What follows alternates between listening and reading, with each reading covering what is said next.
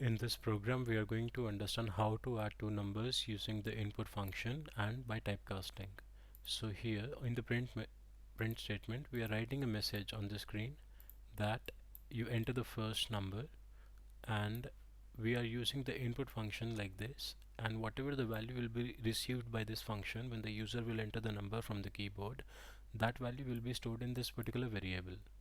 After that, we are printing a second message to enter the second number, and again we are using the input function, which the value it will receive will be stored in this particular variable. Now we are converting these variables into the integer using this int function, and that integer value will be stored in num1 and num2. After that, we are printing a message like up over here, and what we are saying is this num1. So here you can see that it is not in the quotation marks, neither in the single quotation marks or the double quotation marks. So this is not a message, this is the variable name. So when you are going to print this, it will print the number. Like if, let's say for example, we are giving x as 10 and y as 20.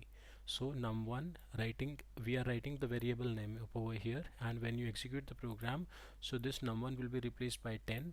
Likewise, this is a message because it is in the quotation marks. Then num2 will be replaced by 20, and again this message will be printed equals to, because this is in the quotation marks, and then we are putting up the formula like num1 plus num2. So whatever the total will be there, like 10 plus 20, so 30 will be printed on the screen. So up over here, as you can see, click on the run module, and it is asking for the first number, let's say 10. It is asking for the second number, let's say 20. Enter, and it says 10 plus 20 is equals to 30. So when you are writing the name of the variable in the print statement, it will be replaced with the value itself, and here is the formula that we applied, 10 plus 20, so it is giving the result as 30.